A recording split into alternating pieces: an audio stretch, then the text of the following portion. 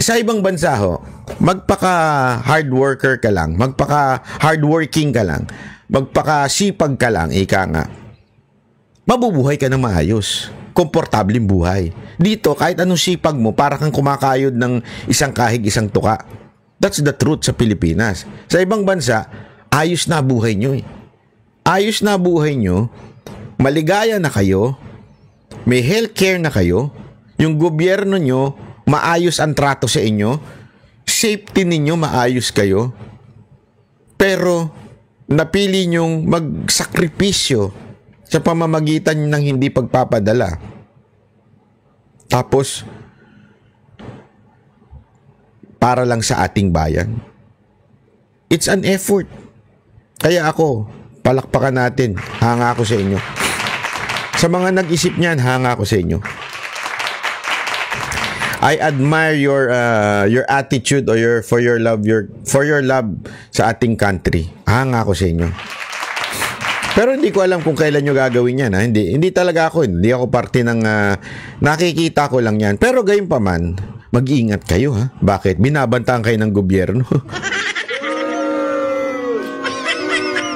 Ang kapal din ng lintik na gobyerno to, no? Feeling nila, hawak nila ang OFW, no? Mga feeling nyo talaga, no? Kayo mga nasa gobyerno, may utang na loob sa inyong taong ba? Yan ang nakakapagtaka eh. Feeling talaga nitong mga ulul na ito na may utang na loob tayo sa kanila. Yan ang hindi ko maintindihan talaga, ha? Panoorin natin to. Ang ginawang paalala ni Presidential Chief Legal Counsel Juan Ponce Enrile, hinggil to sa ilulunsad umanong Zero Remittance Week ng mga OFWs bilang protesta sa pagsuko ng bansa kay dating Pangulong Duterte sa ICC. Una nang umapila si Enrile na pag-aralan munang mabuti ang gagawing hakbang ng mga overseas Filipino workers. Eden Santos sa balita.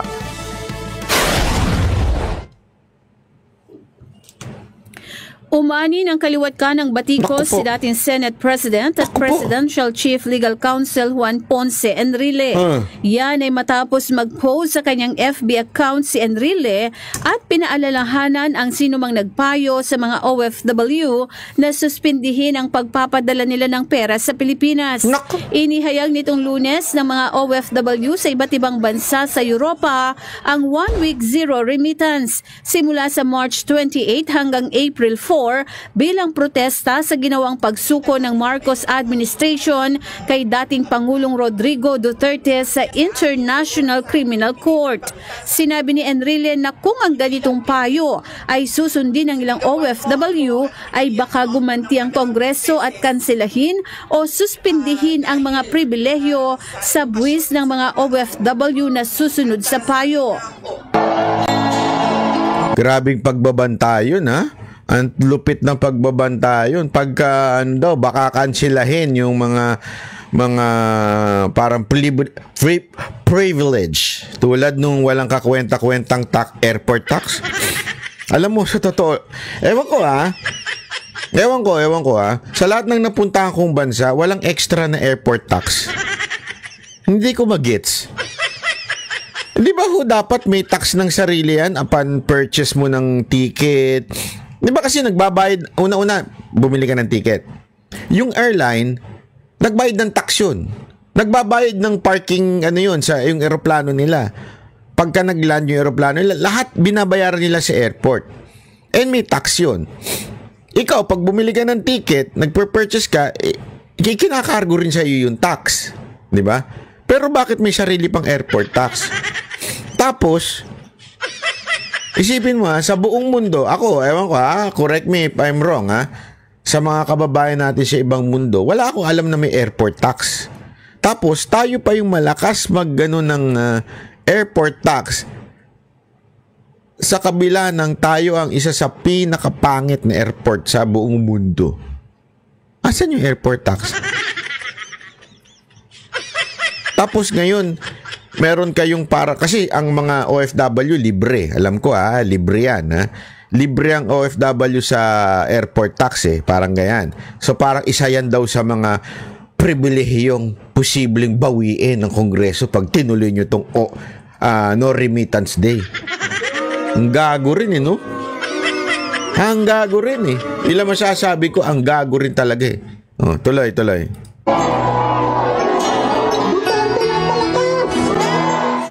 Inihalimbawa nito ang income tax ng mga OFW na libre. Hindi rin sila nagbabayad ng travel taxes, airport fees, exempted din ang mga OFW mula sa mga documentary stamp tax sa kanilang mga remittance at sa pag-file ng income tax returns. Bukod dito, kailangan din anya nilang magkaroon ng mga passport para makapagtrabaho bilang OFW. Pati ba yung passport to, pinambablackmail na? Gawin niyo yan, kakalsinahin namin yung passport. Putang ina niyan, sorry nakakagigil. Hindi, walang biro, nakakagigil. Pati yung passport, may plano kayo na parang, hindi, whether this is true or not. I mean, sinabi talaga ito ni Enrile. Pero whether this is true, nagagawin ba nila o hindi nila gagawin, ano sa akin, parang, ganito kayo kababaw? Kayong nasa gobyerno? Ganito kayo, kasi sa akin, ito lang dapat kayo mga nasa gobyerno, ang asal ninyo bilang ama ng bayan na to. You are the one na binigyan ng mandato ng bawat Pilipino na na pangalagaan ang kapakanan ng bawat citizen nito, itong bansang to. Sa madaling salita, para kayong tatay, dapat.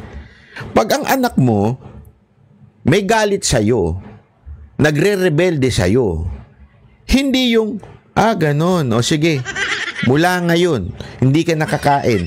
Kasi privilege mo yung pagkain ha? Mula ngayon, wala ka ng kama. Bakit? Akong bumili niyan. Diyon ko sa sahig, matulog. Ha? O ano pa? Yung brief mo, tanggalin mo. Huwag ka na mag-brief hanggang kumaskas yan sa maong mo. Yan, diba? Hanggang yan, magka-UTI ka dyan, hayop ka. Kasi privilege lang yan galing sa akin. Ako nagtrabaho, ikaw wala kang ginagawa, tapos nagre-reklamo ka pa na kung ano pinagagawa sa'yo. At kung may mali kaming ginawa, reklamador ka. Di ba dapat hindi ganun? Di ba dapat paliwanagan mo? Hikayatin mo na, hindi, ginagawa naman namin lahat ito para sa inyo. Etong mga ginawa namin na hindi nyo nagustuhan kasi ganito ang dahilan yan. Kaya, alam mo yun, bilang magulang ng isang bansa, kasi ikaw ang gobyerno, ikaw ay tumatayong bilang magulang, di ba dapat ipaliwanag mo sa kanila na bakit hindi nyo dapat gawin yan? Kasi ganito mangyayari sa ating bayan. At dahil dyan, ang epekto ay ganito. At dahil dyan, maantala ang ilang mga serbisyo ng, putang ina, dapat ako na lang dyan nagpapaliwanag De, biro lang Ito si Castro kasi ayaw magtrabaho na maayos Hindi totoo, di ba? Dapat ganun ang approach. Hindi yung, gagawin nyo pala yan, Sige, lahat ng pribilehiyo tanggalin namin. Dintik lang walang ganti. Gago! Ganun Anong klaseng gobyerno meron tayo, mga kababayan? Na pribilehiyong ipinagkaloob sa kanila ng Kongreso sa pamagitan ng mga batas na pinagtibay ng mga mambabatas. Umapila ito sa mga OFW na pag-aralang mabuti ang payo sa kanila. Inamin naman ni Presidential Communications Office Undersecretary Claire Castro na wala silang natatanggap na impormasyon kung sino ang nag-uudyok sa mga OFW. Gayunman, nakarating na anya sa kaalaman ni Pangulong Ferdinand Marcos Jr. ang plano ng mga OFW. Nalaman na po ito, especially at nagbigay na nga rin po ng mensahe ang ating Presidential Chief Legal Counsel.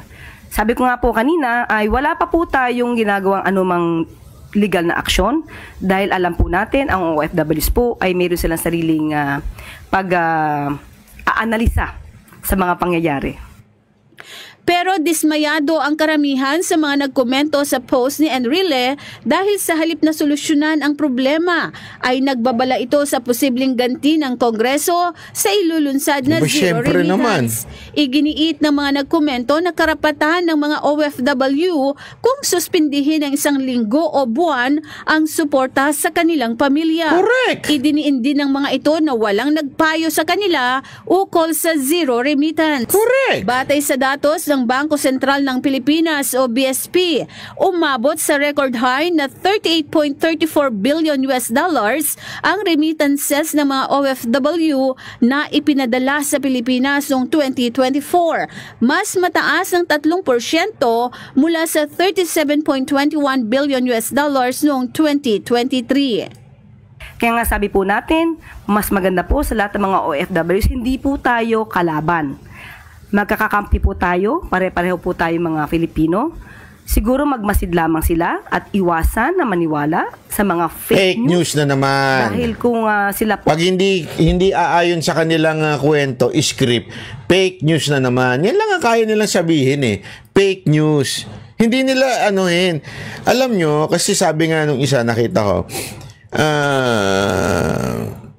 ano yan eh, dapat instead of sinasabihan yung fake news, yung mga fake news, dapat ikinukorek ninyo, di ba?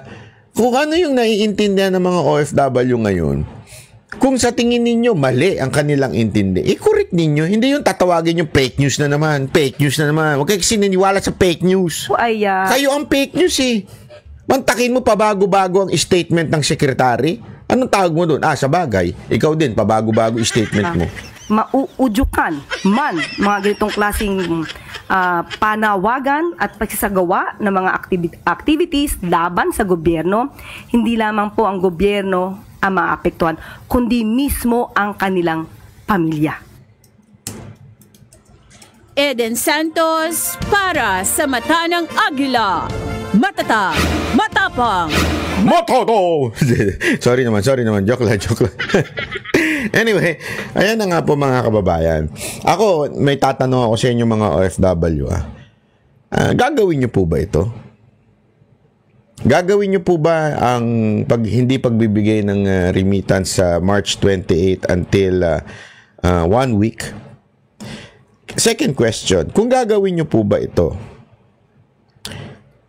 ano hong dahilan?